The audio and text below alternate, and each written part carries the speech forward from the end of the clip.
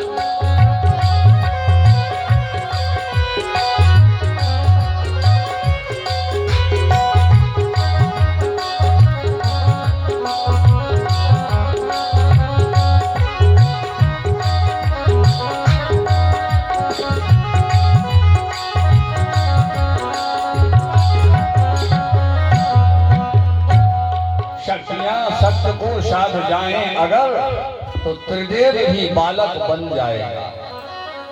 सती नर्मदा की चर्चा हम आपको श्रवण कराते हैं। सती नर्मदा को ये श्राप मिला और आशीर्वाद भी मिला कि आप प्रातः काल जिसको वर्ण करेंगी वही तुम्हारा पति होगा।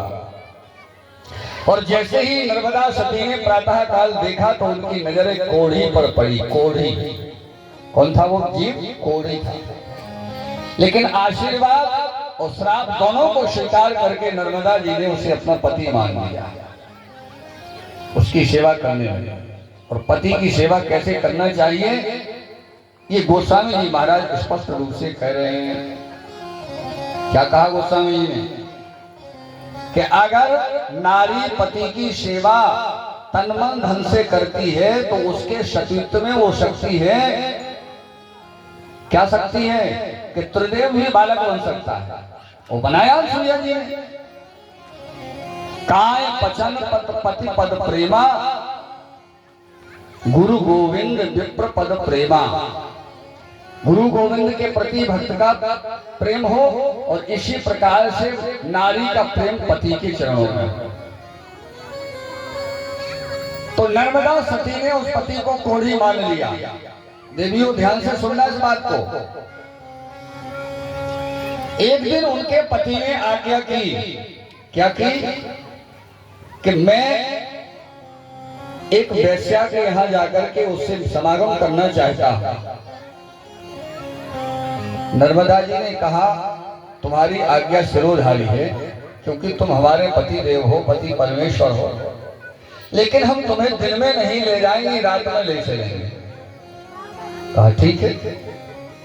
रात में वो अपने पति को कंधे पर बिठा करके जब चलने लगी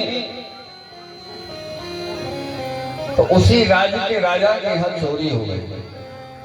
क्या हो गई? चोरी। चोरों ने धन छीना राजमहल से और वो भागे।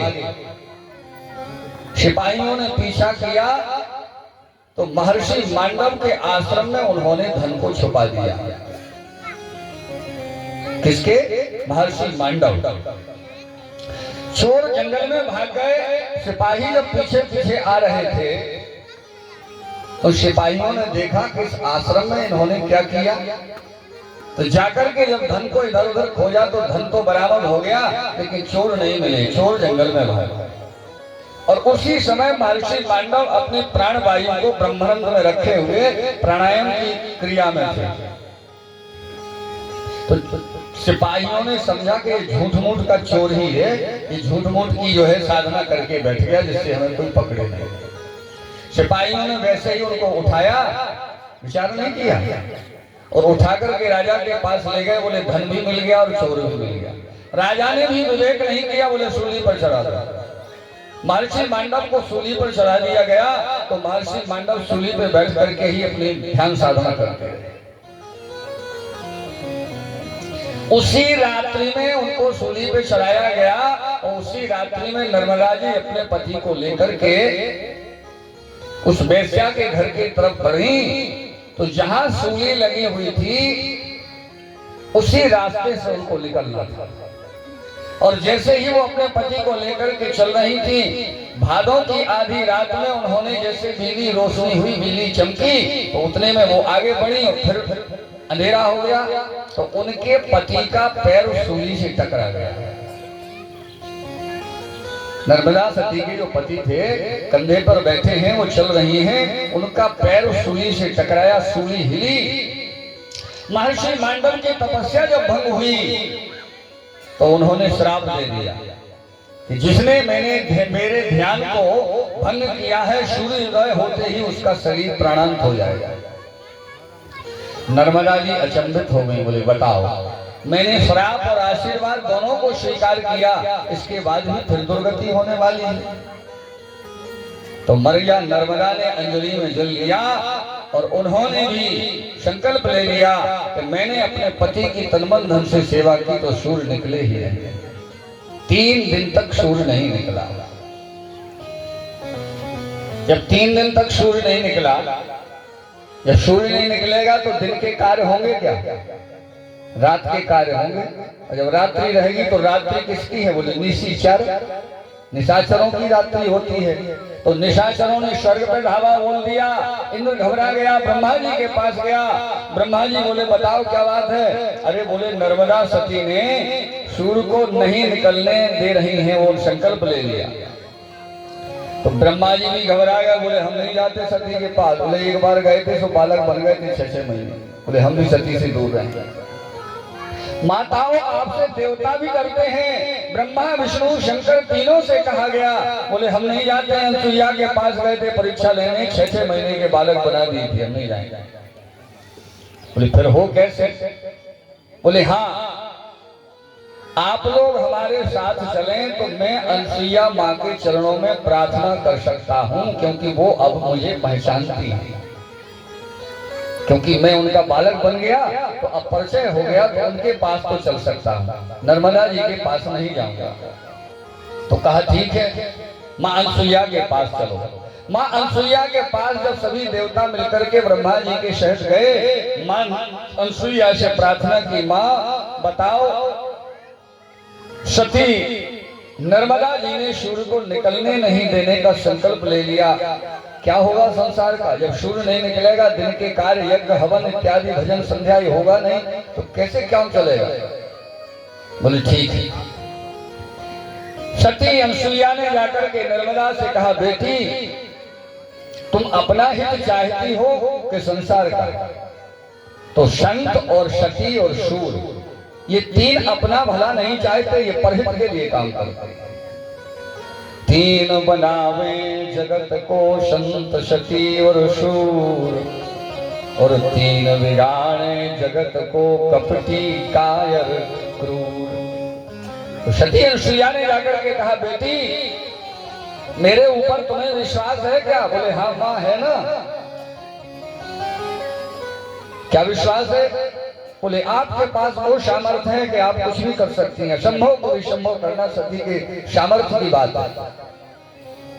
तो कहा आप हमसे चाहती क्या है? बोले मैं चाहती हूँ कि जगत का कल्याण हो, सूर्य को अपनी स्थिति में आने दो। बोले फिर मेरा क्या होगा? बोले इसको मेरे ऊपर छोड़ो। सती नर्मदा ने जैसे ही सूर्य को अपना पुनः स्थिति में आने के लिए संकल्प लिया, सूर्य जैसे ही निकला, महर्षि मंडव का श्राप वो लागू हुआ, उनके पति का शरीर पूरा हो गया। उसी समय मैया अनसुईया ने जल में अपने पति के चरणों को धोकर के जल लिया और चरणों का ध्यान करके कहा ये जो मरा हुआ मृत शरीर पड़ा हुआ है यह पुनः 16 वर्ष का नवयुवक हो जाए। तो मैया अनसुईया की कृपा से वह 16 वर्ष का नवयुवक हो गया। ये है माताओं तुम्हारी सामर्थ्य। लेकिन सामर्थ्य तभी है जब आप अपने सतीत्व को जीवित रहेंगी और वह क्रिया आप बालक के गुरु बनकर के करेंगी तब। न तब 12 बजे लो तुम्हें चलाओ न मोबाइल, मोरा हो जाना 7 बजे स्कूल है, तुम 8 बजे उठ रही, बताओ कैसे होंगे? और बालक जब गर्भ में है और तुम देख रही फिल्म शोले, बताओ उसके ऊपर क्या प्रभाव पड़ेगा? बालक पैदा होगा तो वो तो गब्बर सिंह बन जाएगा तुरंत, यही होगा। अरे ये क्यों समझाया जा रहा है कि कयादू के गर्भ में पलने वाला बालक प्रहलाद जिसने नरसिंह को प्रकट कर दिया वो गर्भ में ही तो था। इसलिए गर्भस्थ शिशु के समय माता बहन और भाइयों की भी जिम्मेवारी है। आपको भी अपने बालक के सामने ऐसी कोई क्रिया नहीं करनी चाहिए जिसके उसके मन पर कोई गलत प्रभाव चला जाए। उदाहरण दे देते हैं, एक ब्राह्मण दंपति के 4 बालक थे, 4, और वो चारों को पढ़ा लिखा करके उन्होंने नौकरी पर लगा दिया। चारों विदेश में सर्विस करने लगे। माता पिता जब वृद्ध हुए तो उन्होंने कहा कि बेटा अब एक व्यक्ति तो हमारी सेवा में रहो, नहीं तो हमारा क्या होगा? बोले हम लोग कोई नहीं आएंगे। नहीं बोले आना तो पड़ेगा। बोले तो एक काम करो आप ही आ जाओ। तो उन चारों ने मिलकर के पिताजी माताजी को अपने यहाँ बुला लिया विदेश, और एक एक दिन की ड्यूटी लगाई गई, एक एक दिन सभी भोजन देंगे। बताओ, जिस माता पिता ने तुम्हें पाल पोस करके चारों को बड़ा किया, पढ़ाया लिखाया, उसमें से 4 में से एक कोई सेवा नहीं कर सकता क्या? लेकिन चारों ने एक एक दिन की ड्यूटी लगाई। बड़े वाले का नंबर जब आया, उसका एक 5 वर्ष का छोटा बालक था, वो सब ये देख रहा था। तो बड़े वाले बालक का जब नंबर आया तो उसने अपनी पत्नी से कहा, देखो आज हमारा नंबर है माता पिता को भोजन देने का, तीनों समय का भोजन आज हमको देना है। तो प्रातः काल में मैं तो ड्यूटी जा रहा हूँ, इनकी व्यवस्था को देखना। कहा ठीक है। उस समय फोन की व्यवस्था नहीं थी, मोबाइल की व्यवस्था नहीं थी उस समय। तो उन्होंने क्या किया, बोले 1 गरुड़ घंटी दे दी उनको, 4थी मंजिल पर माता पिता को रख दिया और 1 गरुड़ घंटी दे दी। बोले जब ये गरुड़ घंटी बजेगी तब हम इनको चाय नाश्ता भोजन ये सब देंगे। ठीक है। वो 5 वर्ष का बालक था, पिताजी ड्यूटी गए, माता कुछ काम में लग गई, वो बालक गया तो वो घंटी उठा करके लाया और छुपा के रख दी। वो घंटी ला करके छुपा के रख दी। अब ना घंटी बजी, सुन चाय मिली, ना भोजन मिला, ना नाश्ता मिला, ना कुछ नहीं मिला। जब दिन में 2 बज गए तो 2 जने भूखे प्यासे तखत के नीचे घिरे, सो मर गए। होगा सीताराम। अब शाम को जब वो आए बाबूजी, उन्होंने पत्नी से तुरंत पूछा, क्योंकि बेटा नहीं चाहता है कि हमारे माता पिता को कोई कष्ट हो, लेकिन क्या होता है, बोले इनवर की कृपा हो जाता। जे जाने कौन मोहल्ला से पल पुस के आए तो ये सब जुगल लगा देते हैं। जैसे व्यवहार में जो पले हुए वैसे तो करें।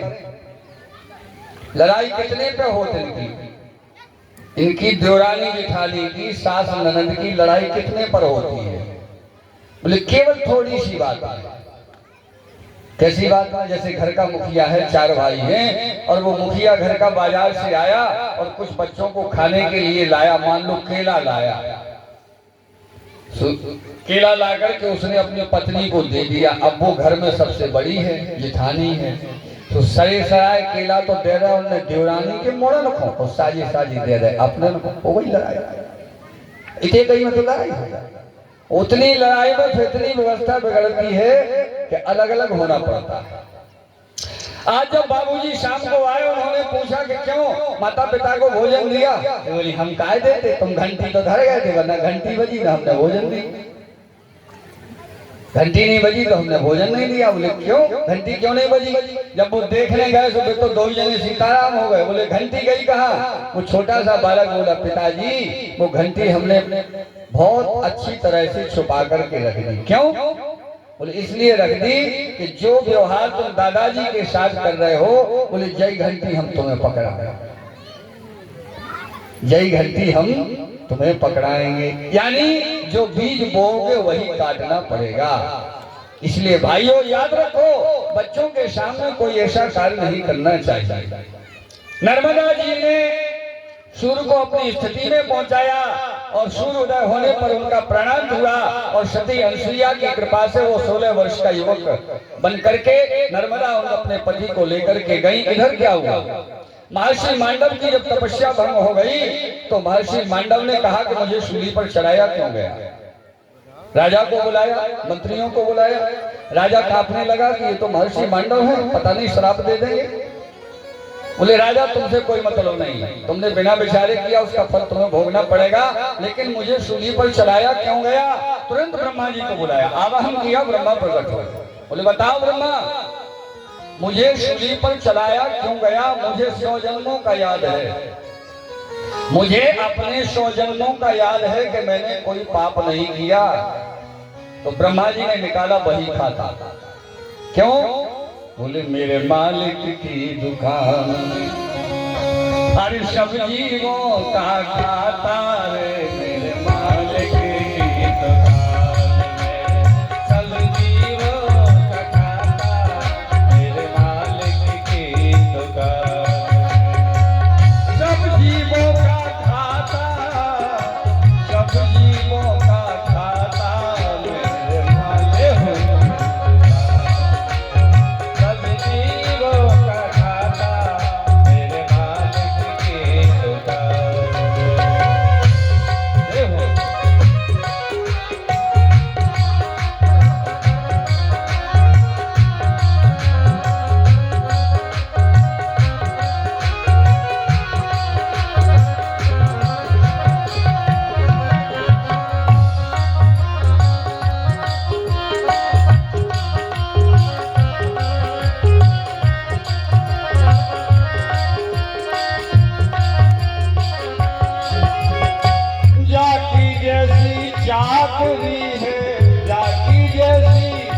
चाकरी है वो वैसे ही पाता मेरे मालिक की दुकान में। अरे सब जीवों का खाता मेरे मालिक की दुकान में। सब जीवों का खाता मेरे मालिक की दुकान में।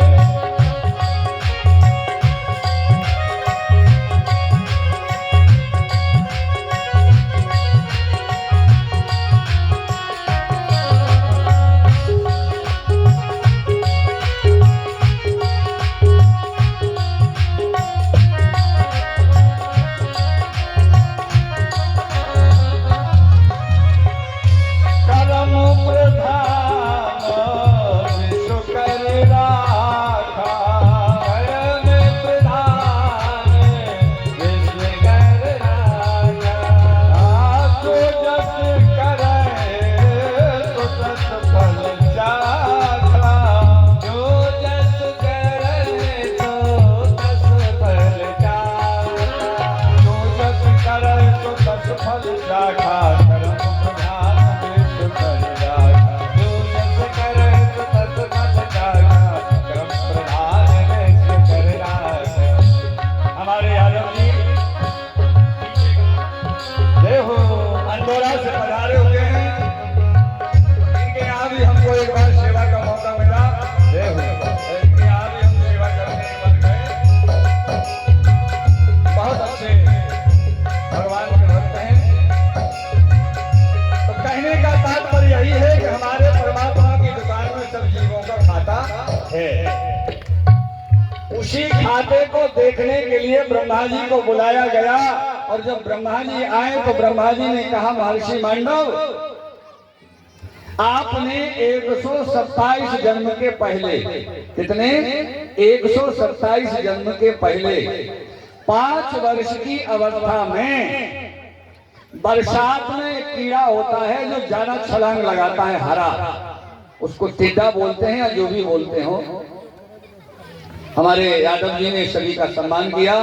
हम ठाकुर जी से प्रार्थना करेंगे कि ऐसे ही सम्मान करते रहें। तो महर्षि मांडव से जब ब्रह्मा जी ने कहा कि आपने उस कीड़े को पकड़ा 5 वर्ष की अवस्था में और उसकी आंख में कांटा चुभो दिया था। क्या किया था? कांटा चुभो दिया था। उसी का फल आपको आज सूली पे चढ़ करके भोगना पड़ रहा है। महर्षि मांडव क्रोधित हो गए।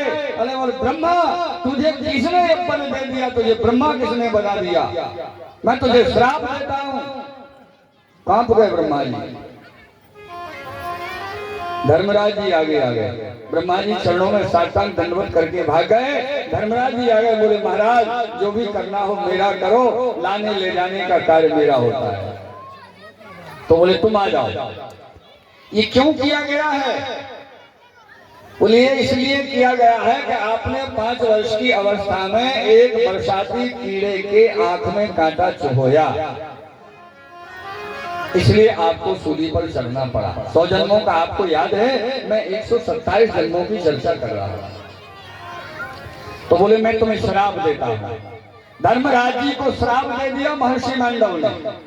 बोले जाओ मृत्युलोक में जन्म लेकर के तुम जाओगे, जब तुम्हें पता लगेगा कि क्या पुण्य होता है और क्या पाप होता है। 5 वर्ष के बालक को ये होश है कि मैं पुण्य कर रहा हूं या पाप कर रहा हूं? 5 वर्ष के बालक को ये पता नहीं है कि मैं पुण्य कर रहा हूं या पाप कर रहा हूं। फिर तुमने उसकी गणना उसके खाते में क्यों लिख दी? तो किसके खाते में लिखना चाहिए? बोले माता पिता के खाते में लिखो। कब तक? बोले जब तक उसे होश न आ जाए, जब तक उसका पाप और पुण्य माता पिता के खाते में लिखो। क्योंकि माता पिता को समझाना चाहिए कि बेटा ये पाप है और ये पुण्य है, क्योंकि पहले गुरु कौन होती? माँ। तो कब तक, कौन सी उम्र है जब से उसका खाता लिखा जाएगा? बोले जब वो किशोर अवस्था में पहुंच जाएगा। जब वो किशोर अवस्था में पहुंच जाए, जब उसको ये भान हो जाएगा कि ये पुण्य है और ये पाप है, तब से गिनती करो। इसलिए मैं तुम्हें श्राप देता हूँ। धर्मराज ने प्रार्थना की, महाराज मृत्यु लोक में मत भेजो। बोले नहीं, मैं तुम्हें श्राप देता हूँ, जाओ। तो धर्मराज ने फिर प्रार्थना की, बोले महाराज 3 जगह मुझे मत भेजना।